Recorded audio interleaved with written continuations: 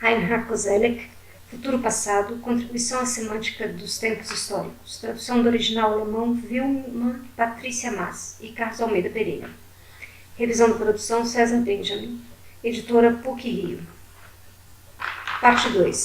Sobre a teoria e o método da determinação do tempo histórico. Capítulo 5. História dos conceitos e história social.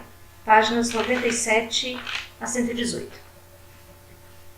De acordo com uma conhecida frase do Epíteto, não são os fatos que abalam os homens, mas sim o que se escreve sobre eles. Nota 1. A despeito do ponto de vista estoico, segundo o qual não devemos nos deixar irritar por palavras, a oposição entre pragmata e dogmata é, sem dúvida, mais complexa do que faz supor a sentença moral de Epíteto. Ela nos faz lembrar a força peculiar às palavras, sem as quais o fazer e o sofrer humanos não se experimentam nem tampouco se transmitem. A frase de Epíteto faz parte da antiga tradição que se ocupa há muito tempo da relação entre as palavras e as coisas, entre espírito e vida, entre a consciência e a existência, linguagem e mundo. Mesmo aqueles que admitem a relação entre a história dos conceitos e a história social não pode se esquivar do peso da influência dessa tradição. Ela chega rapidamente ao campo das premissas teóricas que aqui devem ser focalizadas a partir da prática de pesquisa. Nota 2. Em um primeiro momento, a relação entre a história dos conceitos e a história social parece frouxa e, no mínimo, difícil. A primeira dessas disciplinas se ocupa predominantemente dos textos e vocábulos, ao passo que a outra se serve dos textos apenas para deduzir a palavra deles, ou a partir deles. A existência de fatos e dinâmicas que não estão presentes nos próprios textos. Constituem objeto da história social a investigação das formações das sociedades ou as estruturas constitucionais, assim como as relações entre grupos, camadas e classes. Ela investiga as circunstâncias nas quais ocorreram determinados eventos, focalizando as estruturas históricas de médio e longo prazos, bem como suas alterações. A história social pode ainda investigar teoremas econômicos por força das quais se pode questionar os eventos singulares e os desenvolvimentos políticos dos fatos. Os textos, assim como as circunstâncias de origem a eles associadas, têm aqui apenas um caráter de referência. Os métodos da história dos conceitos, por sua vez, provêm da história da terminologia filosófica, da gramática e filologia históricas, da semasiologia e da onomasiologia. Seus resultados podem ser comprovados pela retomada de exegese textual, remontando sempre de volta a ela.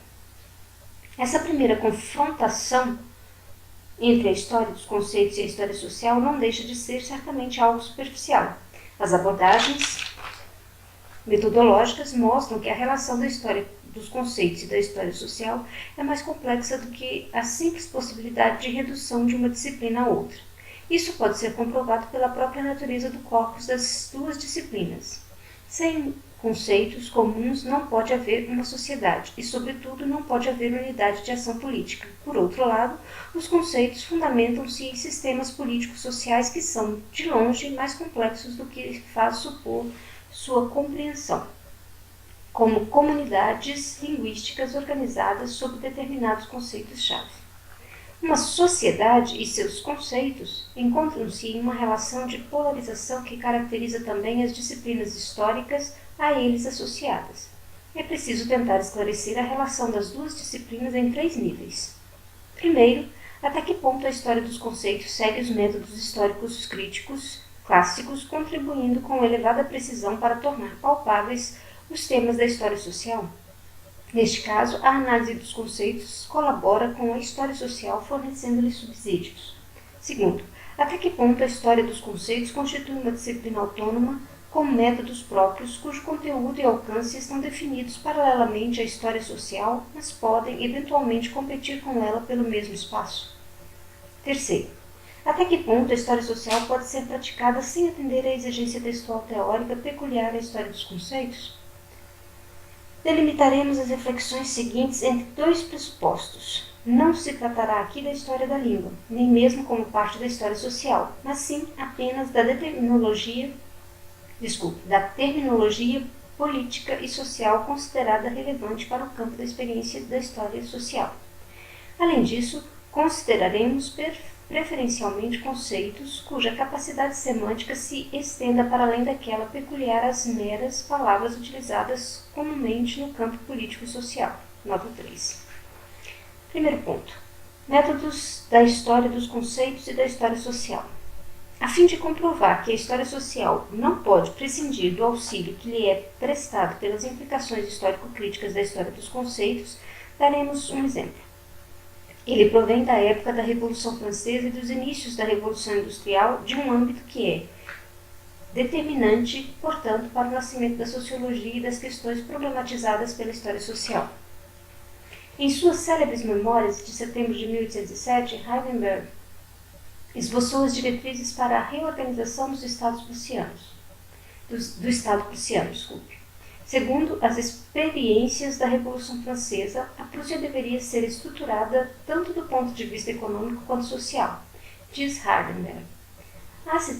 Acima de tudo, deve existir uma hierarquia racional que não favoreça uma ordem em prejuízo das outras, mas sim que indique aos cidadãos de todas as ordens o seu lugar, determinado conforme a hierarquia de classes e de acordo com as verdadeiras necessidades do Estado, de modo algum considerando suas necessidades como supérfluas. Nota 4.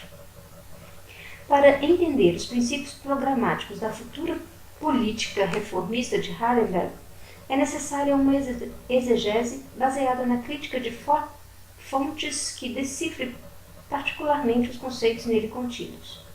Não discutiremos aqui o ponto de vista corrente há quase meio século, segundo o qual a tradicional distinção entre necessidades verdadeiras e necessidades supérfluas foi transferida da ordem estamental para o Estado.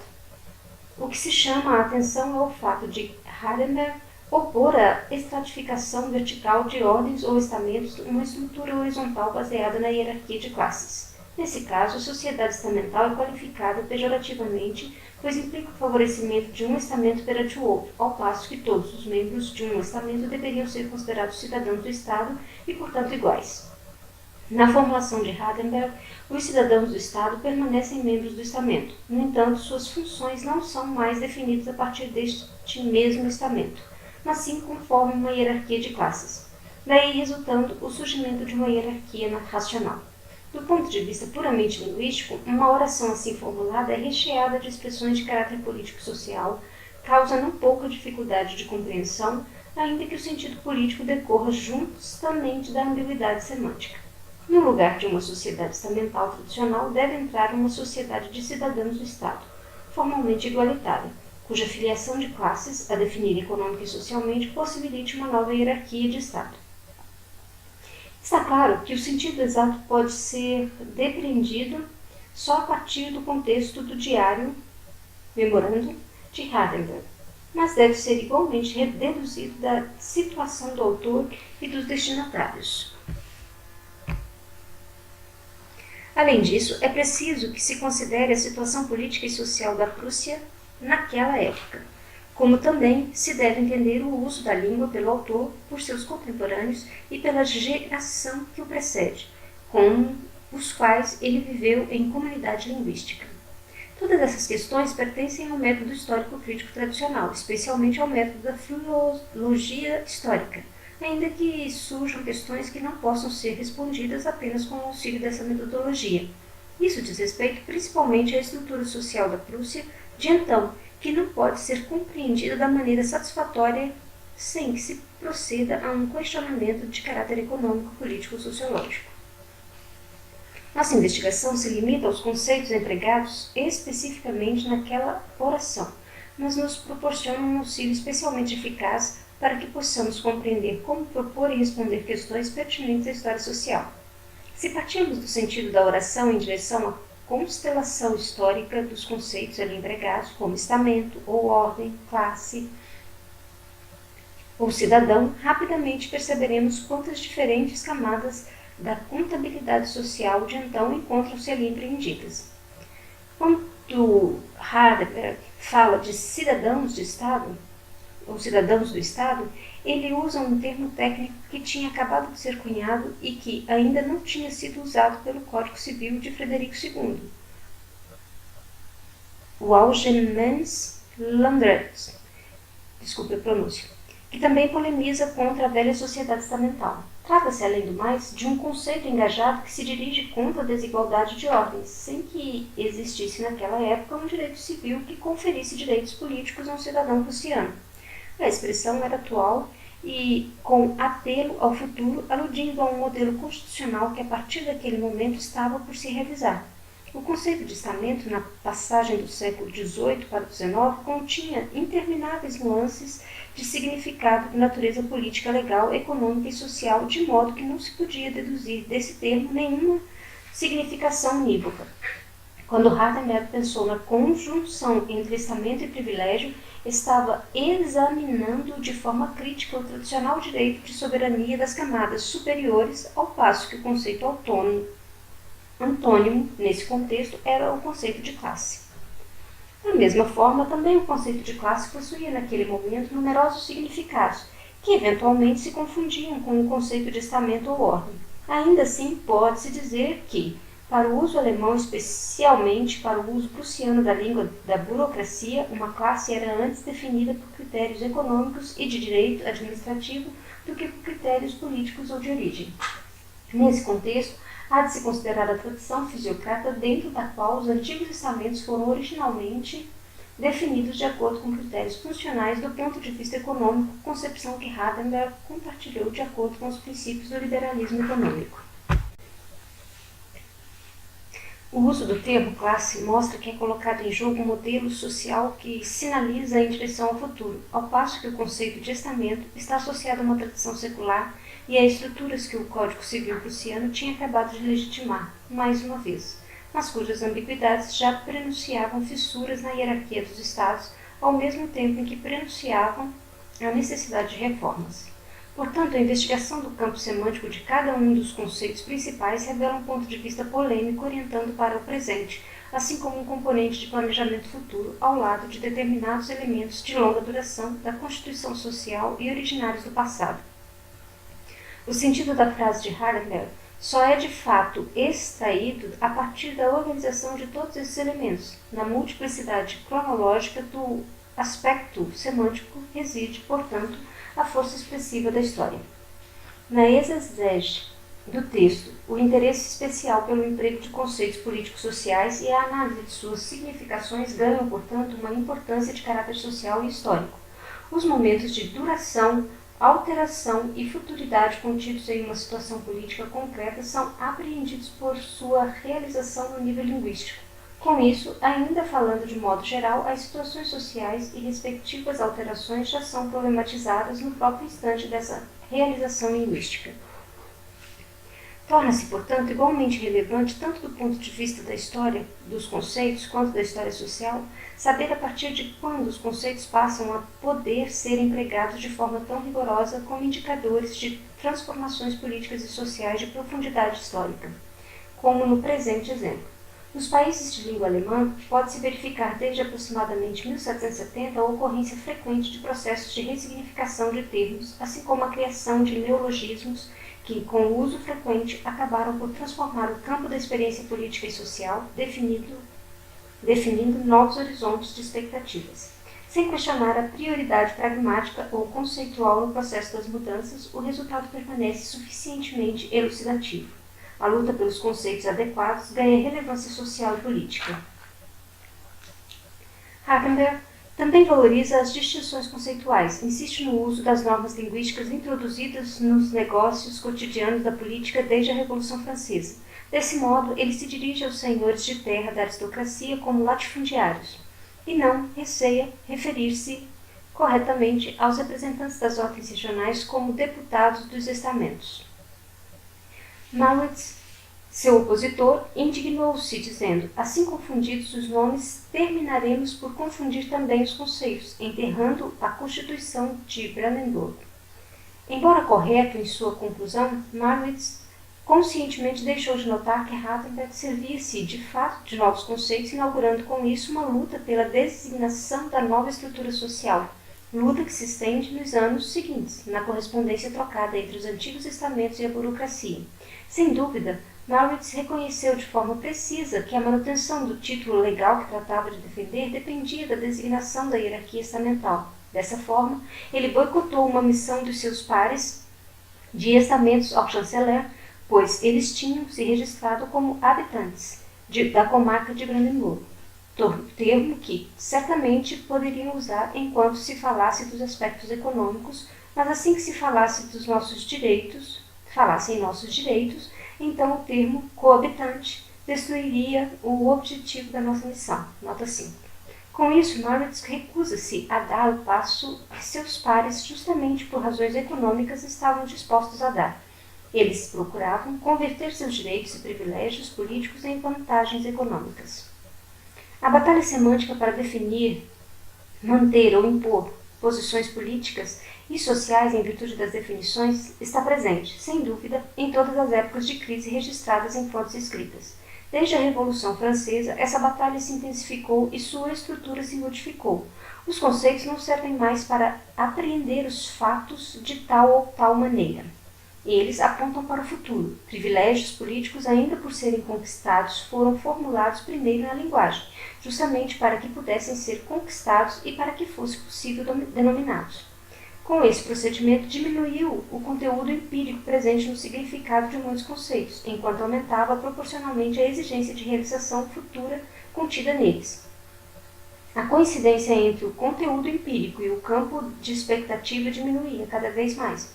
Inclui-se aqui a criação dos numerosos ismos que serviram como conceitos de agrupamento e de dinâmica para ordenar e mobilizar as massas estruturalmente desarticuladas. O leque semântico do emprego de tais expressões vai, como ainda hoje é o caso, desde o clichê até o conceito definido academicamente. Basta lembrar termos como conservadorismo, liberalismo ou socialismo. Desde que a sociedade atingiu o desenvolvimento industrial, a semântica política dos conceitos envolvidos no processo fornece uma chave de compreensão sem a qual os fenômenos do passado não poderiam ser entendidos hoje. É só pensar na mudança de significado e de função do conceito de revolução, que na origem representava ou apresentava uma forma moderada do possível retorno dos acontecimentos. Entretanto, o sentido do termo foi reformulado, passando a indicar um conceito teleológico de caráter histórico-filosófico, a par de uma segunda e nova significação como conceito de ação política, tornando-se, segundo nosso ponto de vista, um indicador de uma alteração estrutural. Nota 6. Neste caso, a história dos conceitos torna-se parte integrante da história social. A isso se segue uma exigência metodológica mínima, a obrigação de compreender os conflitos sociais e políticos do passado por meio das limitações conceituais e da interpretação dos usos da linguagem feitos pelos contemporâneos de então. Desse modo, o esclarecimento conceitual dos termos estamento ou ordem, classe, proprietário, aspecto econômico, habitante, latifundiário, cidadão do Estado, é pressuposto para poder interpretar o conflito entre o grupo de reformadores burocráticos e os junkers prussianos. Exatamente o fato de os pactários encontrarem-se sobrepostos uns aos outros do ponto de vista histórico pessoal e sociográfico, torna-se ainda mais necessário esclarecer semanticamente as delimitações políticas e sociais no interior dessa camada, a fim de tornar palpáveis as intenções e interesses ocultos por esses mesmos processos. Portanto, a história dos conceitos é, em primeiro lugar, um método especializado da crítica de fontes que atenta para o emprego de termos relevantes do ponto de vista social e político e que analisa com particular empenho expressões fundamentais de conteúdo social ou político. É evidente que uma análise histórica dos respectivos conceitos deve remeter não só à história da língua, mas também a dado da história social, pois toda semântica se relaciona a conteúdos que ultrapassam a dimensão linguística. É a partir daí que se explica a posição marginal e precária da semântica nas ciências da linguagem, nota 7, mas também a sua generosa contribuição à história. Com o afunilamento da análise linguística dos conceitos, antigas proposições tornam-se mais precisas, assim como os fatos históricos e as relações entre eles, supostamente já compreendidos, tornam-se mais claros pelo estudo da sua constituição linguística. Ponto 2. A história dos conceitos como disciplina e a história social. O conhecimento da contribuição das análises linguísticas dos conceitos apenas em seu aspecto de crítica de fonte em relação à questão pertinente à história social, desenvolvida até agora neste texto, não faz justiça a todo o proveito que se pode tirar de uma história dos conceitos. Muito mais do que isso, suas exigências metodológicas delimitam um campo particular de estudos que se encontra em estimulante e recíproca relação de tensão frente à história social. Do ponto de vista historiográfico, a especialização na história dos conceitos teve não pouca influência sobre a investigação ou as investigações conduzidas pela história social. Ela começou como crítica à tradução descontextualizada de expressões cronologicamente relacionadas ao campo semântico constitucional. Nota 8. Em seguida, essa especialização pretendeu uma crítica à história das ideias, compreendida como um conjunto de grandezas constantes capazes de se articular em diferentes formas históricas sem qualquer alteração essencial. Ambos os impulsos conduziam a uma delimitação metodológica mais precisa, pois ao longo da investigação da história de um conceito tornou-se possível investigar também o espaço da experiência e o horizonte de expectativa associados a um determinado período, ao mesmo tempo que se investigava também a função política e social desse mesmo conceito. Em uma palavra, a precisão metodológica da história dos conceitos foi uma decorrência direta da possibilidade de se tratar conjuntamente espaço e tempo com a perspectiva sincrônica de análise. Tal procedimento parte do princípio de traduzir significados lexicais em uso no passado para a nossa compreensão atual. A partir da investigação de significados passados, tanto a história dos termos quanto a dos conceitos conduz à fixação desses significados sob a nossa perspectiva contemporânea. Enquanto esse procedimento da história dos conceitos é refletido metodologicamente, a análise sincrônica do passado é completada de forma diacrônica. A redefinição científica de significados lexicais anteriores é um dos mandamentos básicos dos estudos diacrônicos. Essa perspectiva metodológica operacionalizada ao longo das épocas acaba por se transformar também no que diz respeito ao conteúdo em uma história do respectivo conceito ali abordado. Em uma segunda etapa da investigação, os conceitos são separados de seu contexto situacional e seus significados lexicais investigados ao longo de uma sequência temporal, para serem depois ordenados uns em relação aos outros, de modo que a análise histórica de cada conceito isolado agrega-se uma história do conceito. Finalmente, nesse estágio da investigação, o método histórico-filológico se sobressai por seu caráter histórico-conceitual. É finalmente nesse estágio que a história dos conceitos perde seu caráter subsidiário em relação à história social. De igual forma, aumenta o rendimento social e histórico da investigação, exatamente quando se focaliza a duração ou a transformação dos conceitos sob uma perspectiva rigorosamente diacrônica, a relevância histórica e social dos resultados cresce. Por quanto tempo permaneceu inalterado o conteúdo suposto de determinada forma linguística, o quanto ele se alterou, de modo que, ao longo do tempo, também o significado do conceito tenha sido submetido a uma alteração histórica. É apenas por meio da perspectiva diacrônica que se pode avaliar a duração e o impacto de um conceito social ou político, assim como das suas perspectivas ou respectivas estruturas. As palavras que permaneceram as mesmas não são por si só um indício suficiente da permanência do mesmo conteúdo ou significado por elas designado. Assim, o homônimo burguês é vazio de significado se não for examinado pela perspectiva de mudança de sentido do conceito de cidadãos ou habitantes da cidade por volta de 1700 para cidadão do Estado, por volta de 1800, e por fim para burguês no sentido de não proletário por volta de 1900.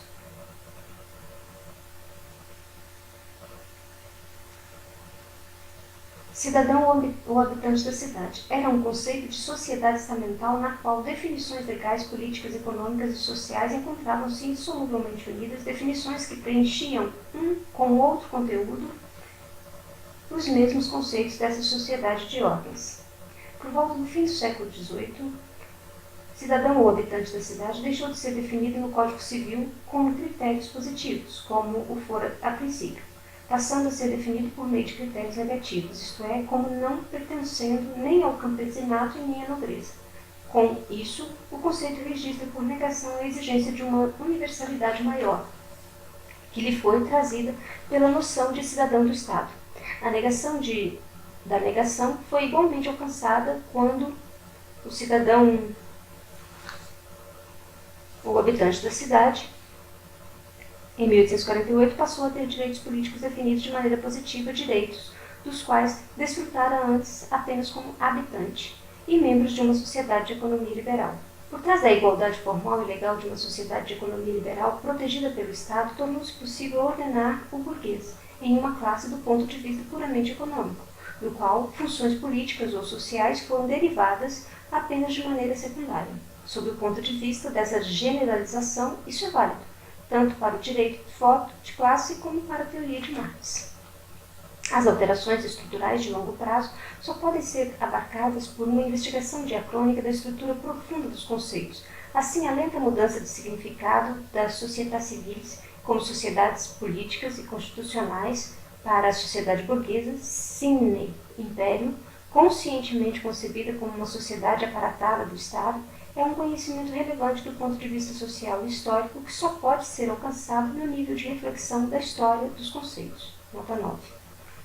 O princípio diacrônico faz da história dos conceitos um campo próprio de pesquisa que deve, do ponto de vista metodológico, deixar de considerar em um primeiro momento os conteúdos extralinguísticos, entendidos como o campo específico da história social. Os processos de permanência, alteração ou ineditismo dos significados lexicais devem ser compreendidos antes que esses significados possam ser tomados como indicadores dos conteúdos extralinguísticos que recobrem, antes que possam ser empregados na análise das estruturas sociais ou de situações de conflito político.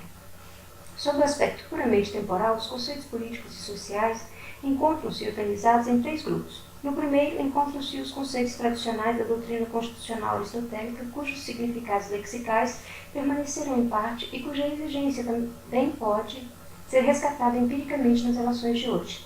Por outro lado, há conceitos cujo conteúdo se alterou de maneira tão decisiva que, a despeito da mesma constituição linguística, são dificilmente comparáveis. Seu significado só pode ser recuperado historicamente. Pense-se, como exemplo, na moderna diversidade de sentido do conceito de história, que parece ser, ao mesmo tempo, seu próprio sujeito e seu próprio objeto, ao contrário de histórias, que têm por objeto pessoas e domínios concretos. Ou então, pense-se ainda da classe, em oposição a classes, humana. Há, por fim, os neologismos que sugerem em certos momentos e que surgem em certos momentos e que reagem a determinadas situações sociais ou políticas cujo ineditismo eles procuram registrar ou até mesmo provocar. Como exemplo, citem-se comunismo e fascismo.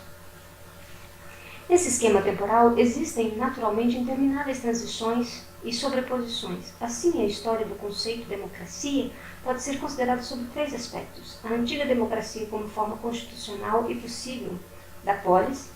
Ela conhece determinações, procedimentos ou regularidades que são encontradas ainda hoje na democracia. No século XVIII, o conceito de democracia foi atualizado para designar novas formas de organização dos grandes estados modernos, no que diz respeito ao governo das leis ou ao princípio da igualdade. Os velhos significados são retomados e modificados, mas no que diz respeito às mudanças sociais em decorrência da Revolução Industrial, são acrescentadas novas valências ao conceito.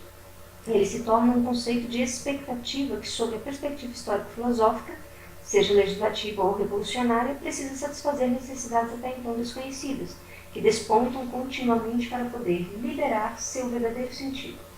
Finalmente, democracia se torna uma arquilexema, um conceito generalizante que daqui por diante, tomando o lugar de república, igual politeia, impele todos os outros tipos de constituição para a ilegalidade como forma de governo.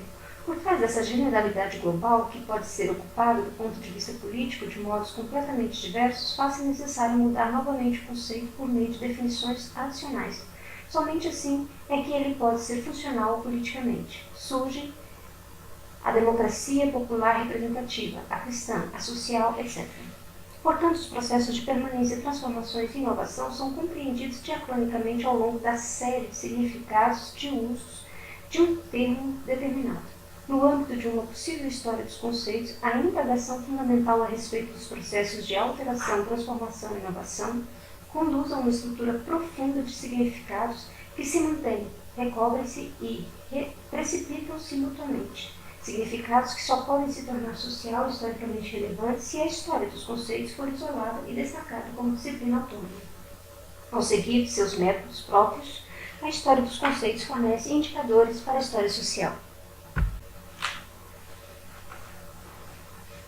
Foi preciso aprofundar a especialização da análise de conceitos a fim de evitar que a especificidade do seu método fosse identificada de maneira precipitada com questões de caráter social e histórico relacionadas a conteúdos extralinguísticos. Certamente é possível desenvolver uma história da língua concebida como história social. No entanto, a história dos conceitos é delimitada de modo mais rigoroso. A especialização metodológica da história dos conceitos, os quais se expressam por palavras, requer um fundamento que possa diferenciar as expressões conceitos e a palavra, ainda que o triângulo linguístico, constituído por significante, designação, significado, conceito e coisa, seja usado em suas mais diferentes variantes no campo das ciências históricas, existe do ponto de vista pragmático uma diferença sutil. A terminologia social e política da língua, que se examina, conhece uma série de expressões que, por causa da exegese da crítica de fontes, podem ser caracterizadas como conceitos. Nota do tradutor. Signo linguístico. Para Koselleck, recorre aqui a um pressuposto básico de linguística sussiriana. Chamamos signo a combinação do conceito e da imagem acústica. A ambiguidade desapareceria se designássemos as três noções aqui presentes por nomes que se relacionam entre si, ao mesmo tempo em que se opõem. Propomos conservar o termo signo para designar o total e a substituir conceito e imagem acústica por significado e significante. Ferdinand Saussure, curso de Linguística Geral, Organização Charles Bailey e Albert Secherai, São Paulo, Couture, 1975, página 80 e 81. Todo conceito se prende a uma palavra, mas nem toda palavra é um conceito social e político. Conceitos sociais e políticos contêm uma exigência concreta de generalização, ao mesmo tempo em que são sempre polissêmicos. A partir disso, são entendidos pelas ciências históricas sempre como palavras, pura e simplesmente. Assim, uma identidade de grupo pode ser articulada ou produzida do ponto de vista exclusivamente linguístico por meio do uso enfático da palavra nós. Conceitualmente, esse procedimento pode ser apreendido apenas quando a palavra nós for usada em associação com os coletivos, nação, classe, amizade, igreja, etc. A generalização do uso de nós é concretizada pelas expressões citadas, mas no nível de uma generalização conceitual. A transformação de uma palavra em conceito pode também ter um caráter homogeneizante, conforme seu uso na língua examinada. Isso se deve, primeiramente, à ocorrência da polissemia, da qual compartilham tanto as palavras quanto os conceitos, quando entendidos apenas como palavras. Reside aí também sua qualidade histórica comum. Contudo, pode-se entender a polissemia de maneira diferente, dependendo da possibilidade de se compreender ou não uma palavra como conceito. Ainda que os significados abstratos e concretos estejam associados a seus significantes, as palavras, eles se nutrem também do conteúdo suposto do contexto falado ou escrito e da situação social. Isso vale inicialmente para ambos, palavras e conceitos. O sentido de uma palavra pode ser determinado pelo seu uso. Um conceito, ao contrário, para poder ser um conceito, deve manter-se polissêmico. Embora o conceito também esteja associado à palavra, ele é mais do que uma palavra. Uma palavra se torna um conceito se a totalidade das circunstâncias político-sociais e empíricas nas quais e para as quais essa palavra é usada se agrega a ela. Que elemento, então, ou estão incluídos na palavra Estado, para que ela se torne um conceito? Dominação, território, burguesia, legislação, jurisdição, administração, impostos, exército, citando aqui os mais recorrentes. Esse conteúdo, ou esses conteúdos diversos com sua terminologia própria, mas também com a sua qualidade conceitual, estão integrados no conceito Estado e abrigam-se sobre um conceito comum. Os conceitos são, portanto, vocábulos nos quais se concentra uma multiplicidade de significados. O significado e o significante de uma palavra podem ser pensados separadamente. No conceito, significado e significante coincidem na mesma medida em que a multiplicidade da realidade da experiência histórica se agrega à capacidade de plurissignificação de uma palavra, de forma que seu significado só possa ser conservado e apreendido por meio dessa mesma palavra. Uma palavra contém possibilidades de significado. Um conceito reúne em si diferentes totalidades de sentido. Um conceito pode ser claro, mas deve ser polissêmico. Todos os conceitos nos quais se concentra o desenrolar de um processo de estabelecimento de sentido escapam às definições. Só é passível de definição aquilo que não tem história. Segundo Nietzsche. O conceito reúne em si a diversidade da experiência histórica, assim como a soma das características objetivas teóricas e práticas em uma única circunstância, a qual só pode ser dada como tal e realmente experimentada por meio desse mesmo conceito. Assim, fica claro que, embora os conceitos compreendam conteúdos sociais e políticos, a sua função semântica, sua economia não pode ser derivada apenas desses mesmos dados sociais e políticos aos quais se referem. Um conceito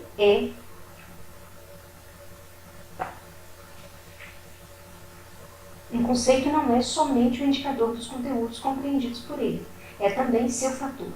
Um conceito abre determinados horizontes, ao mesmo tempo em que atua como limitador das experiências possíveis e das teorias.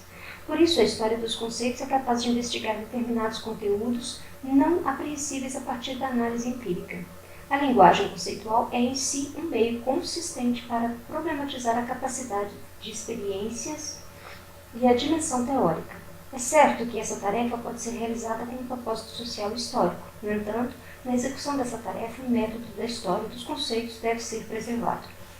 É claro que a preservação da autonomia da disciplina não deve levar em consideração ou à desconsideração, relendo. É claro que a preservação da autonomia da disciplina não deve levar à desconsideração dos conteúdos históricos empíricos, com base no fato de que, durante uma determinada etapa da investigação, eles são postos de lado. Ao contrário, o redirecionamento do foco da investigação, que se desloca das situações políticas e estruturas sociais e se concentra na constituição linguística, acaba por dar voz a essas mesmas situações políticas e estruturas sociais. A história dos conceitos como disciplina autônoma está sempre associada a conhecimentos ou acontecimentos e situações políticas ou sociais, mas apenas A história dos conceitos como disciplina autônoma está sempre associada a acontecimentos e situações políticas ou sociais, mas apenas a aqueles que já tenham sido compreendidos e articulados conceitualmente na língua-fonte. Ela interpreta a história em um sentido particular por meio dos conceitos em uso no passado, mesmo que as palavras que os designem ainda sejam empregadas, assim como também entende os conceitos historicamente, ainda que seu antigo emprego deva ser definido em nosso uso contemporâneo da língua. Até aqui, se nos for permitida uma definição algo exagerada, a história dos conceitos tem por tema a confluência do conceito e da história. A história somente passaria a ser história à medida que já tivesse sido empreendida ou compreendida como conceito. Do ponto de vista da teoria do conhecimento, nada que ainda não tivesse sido compreendido como conceito poderia realizar-se como história, ao lado do risco de supervalorização das fontes escritas que não se deixam preservar nem teórica e nem empiricamente. Essa tese conduz também ao risco de se entender mal a história dos conceitos do ponto de vista ontológico. Nela se perde também o impulso crítico de se recuperar a história das ideias ou a história das mentalidades sob o ponto de vista da história social, com o que vai a pique também o efeito de crítica ideológica que pode ser suscitado pela história dos conceitos. Diferente disso, o método da história dos conceitos é capaz de superar o círculo vicioso da palavra em direção ao objeto e vice-versa, a compreensão da história, a partir exclusivamente de seus próprios conceitos, como a identidade entre um Zeitgeist linguisticamente articulado e as circunstâncias nas quais se deram os fatos, causaria um curto-circuito irreversível do ponto de vista teórico. Em vez disso, estabelece-se uma tensão entre conceito e fatos, tensão que, ora se naturaliza ou neutraliza, ora parece novamente irromper a superfície, ora parece ser irremediavelmente insolúvel. É possível registrar continuamente a existência de um hiato entre fatos sociais e o uso linguístico a ele associado, as alterações de sentido linguístico e as alterações dos fatos, as alterações das situações políticas e históricas e o impulso para a criação de neologismos que a elas correspondam relacionam-se entre si das mais diversas maneiras. Daí resultam consequências de ampliação do método da história dos conceitos. A investigação de um conceito não deve ser conduzida exclusivamente do ponto de vista semasiológico, restringindo-se ao significado das palavras e às suas modificações. Uma história dos conceitos deve sempre considerar os resultados obtidos a partir da investigação histórica do ponto de vista espiritual, intelectual e material. Acima de tudo, a história dos conceitos deve alternar entre a abordagem semasiológica e a onomasiológica. Isso significa que ela deve registrar as diferentes designações para os fatos idênticos, de forma que lhe seja possível explicar o processo de cunhagem dessas designações em conceito. Exemplo disso é o fenômeno da secularização, o qual não pode ser explicado exclusivamente a partir da análise desse único vocábulo. Nota 10. No contexto da história da língua alemã, deve-se recorrer paralelamente a termos como mundanização ou temporalização, do ponto de vista da história empírica. É preciso considerar os campos de atuação da Igreja e do direito constitucional, assim como do ponto de vista da história das mentalidades. Deve-se levar em conta as vertentes ideológicas que se cristalizaram ao redor dessa expressão linguística. É preciso, portanto, proceder a essa investigação antes que se possa compreender de forma cabal o conceito de secularização como fator e indicador da história assim designada. Para citar outro exemplo, a estrutura federativa do Antigo Império é parte de um conjunto de fatos e circunstâncias políticas e jurídicas de longo prazo, igualmente relevantes, que a partir da Baixa Idade Média até a fundação da República Federal Alemã foram capazes de estabelecer determinados modelos de comportamento político. Ora, somente a história da palavra Bund não é suficiente para dar conta do esclarecimento conceitual da estrutura federativa ao longo da história. Nota da tradução. Bund, associado ou associação, liga ou unidade da federação. No uso contemporâneo da língua alemã, Bund é um radical presente nas formações por justaposição, Estado da Federação ou República Federativa. Acompanhemos aqui um esboço rudimentar do conceito. O termo Bund é, na linguagem jurídica alemã, uma formação relativamente tardia do século XIII. As associações, embora não subordinadas a expressões latinas como foedus, unio, liga, societas e outras, só podiam ser expressas na linguagem jurídica alemã de forma ligeira no registro da linguagem oral. É somente na soma das já consolidadas e então denominadas Verbandnas que se condensaria a expressão institucional Bund. Somente com a crescente experiência federativa é que se alcançou a generalização linguística que, por conseguinte, serviu para formar o conceito Bund. Desde então, tornou-se possível refletir conceitualmente sobre o comportamento de um Bund em relação a um Estado ou Império, Reich, e sobre a constituição de um Reich, como um Bund. Entretanto, essa possibilidade teórica quase não foi usada na Idade Média tardia. Bund permaneceu essencialmente como um conceito de direito da sociedade de ordens, designando, em particular, as uniões das cidades em oposição às ligas entre príncipes e às sociedades de cavaleiros. A carga religiosa do conceito de Bund na época da Reforma levou, na contracorrente do mundo calvinista, ao seu desgaste político. Para Lutero, somente Deus poderia instituir uma aliança. Bund, o que explica por que o Conselho de Schmalkald nunca foi designado como tal, o que acontece apenas no plano historiográfico. O uso enfático a um tempo religioso e político que Münzer e os camponeses aplicavam à expressão em 1525 conduziu a uma discriminação de seu emprego, tornado tabu. Como termo técnico do direito constitucional, foi, por essa razão, suplantado por expressões intercambiáveis e neutras como liga e união, em torno das quais se reagruparam os partidos confessionais. No desenrolar-se dos confrontos sangrentos, essas expressões se tornaram conceitos religiosos de luta, os quais, por seu lado, se tornaram suspeitos ao longo da Guerra dos 30 Anos. Expressões francesas como aliança passaram a impregnar desde 1648 o direito de aliança dos estados governados pelos príncipes alemães.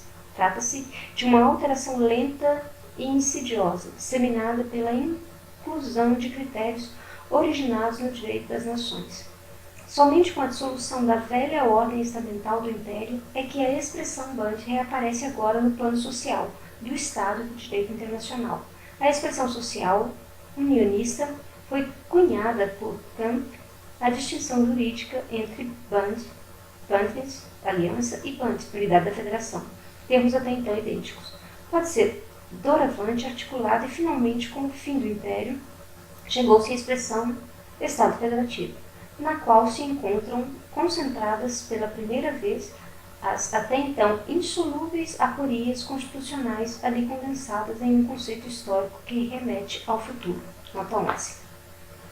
As considerações acima seriam suficientes para mostrar que a etimologia do termo bando não basta para descrever a história do processo de conceituação da estrutura federativa ao longo da história do Império Alemão. É necessário ampliar a investigação dos campos semânticos a relação entre Einung e Bund, entre Bund e Bündnis, assim como a relação dessas expressões com os termos união, liga ou aliança, deve ser analisada a seu turno. Os antônimos de cada termo devem ser também investigados, de modo que se possa evidenciar os antagonismos do ponto de vista político, assim como os argumentos religiosos ou sociais que se formaram no âmbito das possibilidades do Estado Federativo. É preciso ainda interpretar os neologismos. Deve-se perguntar, por exemplo, por que o termo federalismo, herdado do século XVIII, nunca se tornou um conceito central do direito constitucional alemão no século XIX. Não é possível verificar o valor de um termo como conceito válido para o complexo social ou para as confrontações políticas sem incluir os conceitos paralelos ou contrários, sem se reportar a uma ou outra noção geral ou particular e sem se registrar a intersecção entre as duas expressões. O fim último da história dos conceitos é, portanto, exatamente por meio do processo de alteração das questões semasiológicas e onomasiológicas. A história material. O sentido cambiante da expressão Bund pode ser elucidativo, por exemplo, para as situações constitucionais que só puderam ser definidas sob esta expressão, ou não. A elucidação de trás para frente, a partir da definição atual do uso anterior da palavra, abre perspectivas novas sobre a história constitucional. Investigar se a expressão Bund foi usada como um conceito jurídico da administração estamental, como conceito de prognóstico religioso, como conceito de organização política ou como meta final do direito das nações, por exemplo, na expressão Liga das Nações, termo criado por Kant, significa encontrar a distinção ou as distinções que articulam a história também na sua materialidade. Dito de outra forma, a história dos conceitos não é um fim em si mesma, ainda que tenha um aparato metodológico próprio. A história dos conceitos também pode ser definida como parte metodologicamente autônoma da pesquisa social e histórica. Dessa autonomia decorre uma premissa metodológica específica que aponta para a existência das premissas teóricas comuns à história dos conceitos e à história social. Ponto 3. Teoria da história dos conceitos e teoria da história social.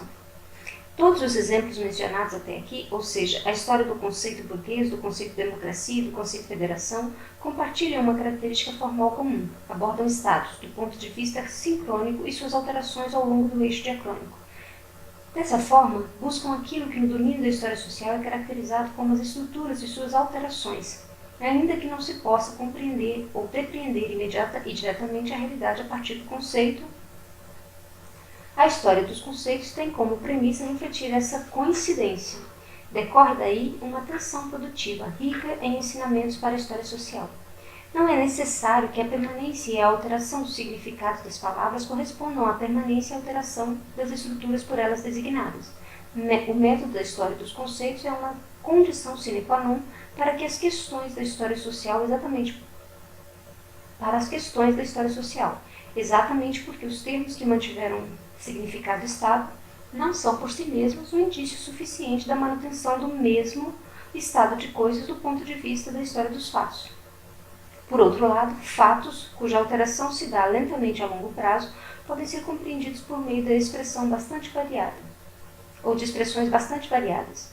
A história dos conceitos prioriza a decifração pela alternância das análises sincrônica e diacrônica, do período de duração de experiências passadas, assim como da capacidade de resistência das teorias do passado. No câmbio das perspectivas sincrônicas e diacrônicas, podem se tornar visíveis as disjunções entre antigos significados lexicais referentes a um fato ou circunstância não mais existentes, assim como podem surgir novos significados da mesma palavra. Por meio desse método, também é possível destacar a existência de significados sobressalentes, que não correspondem mais a nenhuma realidade factual. Por fim, pode-se ainda verificar que certos fatos transparecem em um conceito por obra de um significado que permanece inconsciente ao usuário, padrão da língua. A retrospectiva diacrônica pode dar acesso a camadas de significado que permanecem encobertas no uso espontâneo da língua. Por essa razão, o sentido religioso de band, como aliança ou liga, nunca foi totalmente descartado depois que a expressão passou a designar no século XIX um conceito social e político. Marx e Engels sabiam disso quando fizeram do credo da Liga dos Comunistas o manifesto do Partido Comunista. A história dos conceitos põe em evidência, portanto, a estratificação dos significados de um mesmo conceito em épocas diferentes. Com isso, ele ultrapassa a alternativa estreita entre diacronia ou sincronia, passando a remeter à possibilidade de simultaneidade da não simultaneidade, que pode estar contida em um conceito.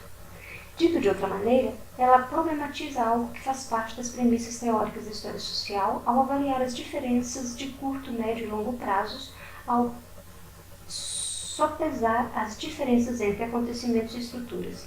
A profundidade histórica de um conceito, que não é idêntica à sequência cronológica de seus significados, ganha com isso uma exigência sistemática, a qual toda investigação de cunho social e histórico deve ter em conta. A história dos conceitos trabalha, portanto, sob a premissa teórica da obrigatoriedade de confrontar e medir permanência e alteração, tendo esta como referência daquela, enquanto seus procedimentos tiverem como médium a linguagem e das fontes e a científica, Esse pressuposto estará refletindo premissas teóricas que devem ser consideradas também por uma história social relacionada ao conteúdo material da história. Os estudos linguísticos têm por fundamento universal a constatação de que cada significado lexical tem um alcance que ultrapassa aquela singularidade que, por sua vez, pode ser atribuída ao acontecimento histórico. Cada palavra, mesmo cada substantivo, comprova as suas possibilidades linguísticas para além do fenômeno particular que ela caracteriza, ou denomina em certo momento. Isso vale igualmente para os conceitos históricos, ainda que eles sirvam, em um primeiro momento, para unir conceitualmente em sua singularidade experiências complexas. Uma vez cunhado, um conceito passa a conter em si, do ponto de vista exclusivamente linguístico, a possibilidade de ser empregado de maneira generalizante, de construir tipos ou permitir ângulos de vista para comparação. Quem trata de determinado partido, de determinado estado ou de determinado exército tem que fazer escolhas linguísticas ao longo de um eixo que pressupõe todos os partidos, todos os estados e todos os exércitos em sua materialidade linguística. Uma história dos conceitos correspondentes induz, portanto, questões estruturais que a história social tem de responder. Os conceitos não nos instruem apenas sobre o caráter singular dos significados passados. A par disso, eles contêm possibilidades estruturais, tratam simultaneidades como não simultaneidades, as quais não podem ser depreendidas por meio da sequência dos acontecimentos da história. Conceitos que abarcam fatos, circunstâncias e processos do passado tornam-se para o historiador social, que deles se serve em sequência, categorias formais estabelecidas como condição de existência de uma história possível, apenas por meio do conceito ou dos conceitos providos de capacidade de duração, de uma economia de repetição, de seu uso e ao mesmo tempo dotados de referencial empírico, ou seja, conceitos providos de uma capacidade estrutural, é que são capazes de deixar o caminho livre para que uma história antes tida como real possa hoje manifestar-se como possível, logrando assim também ser representada. Isso se torna ainda mais nítido quando a relação da língua-fonte com a linguagem científica é analisada sob a perspectiva da história dos conceitos. Toda historiografia se movimenta em dois níveis: ou ela examina fatos já articulados linguisticamente, ou ela constrói fatos não articulados linguisticamente no passado, mas que, com a ajuda de determinados métodos e a coleta de indícios, pode ser de alguma maneira superados. No primeiro caso, os conceitos recebidos da tradição servem de acesso heurístico para compreender a realidade passada. No segundo caso, a história se serve de ex post de categorias acabadas e definidas que são aplicadas sem que se possam ser identificadas nas fontes. Desse modo, estabelecem-se premissas teórico-econômicas para analisar o capitalismo nascente como categorias que, na época, eram desconhecidas, ou então desenvolvem-se teoremas políticos que são aplicados a situações constitucionais passadas, sem que por isso tenha que se convocar uma história alternativa. Nos dois casos, a história dos conceitos evidencia a diferença que predomina entre um núcleo conceitual do passado e um núcleo conceitual contemporâneo, seja porque ela traduz o antigo uso linguístico ligado às fontes, de modo a defini-lo para a investigação contemporânea, seja porque ela verifica a capacidade de rendimento das definições contemporâneas de conceitos científicos. A história dos conceitos abrange aquela zona de convergência na qual o passado, com todos os seus conceitos, adentra os conceitos atuais. Ela necessita, portanto, de uma teoria sem a qual seja impossível compreender, no mesmo tempo, convergências e divergências. É reconhecidamente pequeno o alcance de uma investigação que, repetindo um exemplo conhecido, derive do emprego da palavra Estado, o fenômeno do Estado moderno, como foi feito recentemente em uma obra fundamental, nota 12. Ora, uma questão a qual sempre vale a pena recorrer é a seguinte: por que somente em determinada época certos fenômenos são reunidos em um conceito comum? A linguagem do direito prussiano, a respeito de uma burocracia administrativa e de um exército há muito tempo estabelecido, somente em 1848 legalizou a união dos estados prussianos em um só estado. Numa época, portanto, em que a sociedade da economia liberal tinha relativizado as diferenças entre os diversos estamentos, ao mesmo tempo em que criara um proletariado presente em todas as províncias. O Estado prussiano foi batizado na linguagem jurídica primeiramente como um Estado constitucional burguês. Tais constatações isoladas não puderam impedir a história de definir cientificamente conceitos da vida histórica e de estendê-los a outras épocas ou domínios do conhecimento. Dessa forma, é possível falar de um Estado na Alta Idade Média, desde que as ampliações do espectro semântico recoberto pelo termo sejam asseguradas do ponto de vista conceitual e histórico. Com isso, a história dos conceitos coloca a história social em xeque, com a extensão de conceitos criados posteriormente a épocas anteriores ou vice-versa, com a extensão, como hoje é comum com o uso de feudalismo, de conceitos criados anteriormente a fenômenos posteriores. Elementos minimamente comuns podem ser colocados, ao menos hipoteticamente, em campos opostos. A tensão dinâmica entre realidade e conceito aparece, portanto, tanto no nível da língua-fonte como no da linguagem científica. Assim, a história social não pode deixar de considerar as premissas teóricas da história dos conceitos, desde que se propõe investigar estruturas de longo prazo. A identificação do nível de generalização sobre o qual se está trabalhando, e isso diz respeito a toda a história social que investigue duração, tendências e prazos. Só pode ser conseguida com a reflexão sobre os conceitos ali empregados, que por sua vez auxiliam a identificar, do ponto de vista teórico, a relação cronológica entre os acontecimentos ou o acontecimento e a estrutura ou a justaposição de permanência e alteração. É esse, por exemplo, o caso do termo legitimidade, primeiramente uma expressão da linguagem jurídica a qual se atribui um sentido político tradicionalista, sendo, então, introduzida na luta partidária. Por fim, o termo revolução ganhou também a sua legitimidade. Com isso, o termo entrava na perspectiva da filosofia da história, adquirindo coloração ideológica, dependendo da situação política daqueles que se serviam da expressão. Todos esses níveis de significado que se justapõem mutuamente já existiam, quando Max Weber neutralizou a expressão legitimidade para poder escrever tipos de dominação. Com isso, a partir de um reservatório empírico preexistente de significados possíveis, ele elaborou um conceito científico suficientemente formalizado e generalizante para poder descrever alternativas constitucionais de longa duração, mas também alternativas cambiantes e entrecruzadas entre si, capazes de esclarecer as singularidades históricas a partir das estruturas internas a elas peculiares.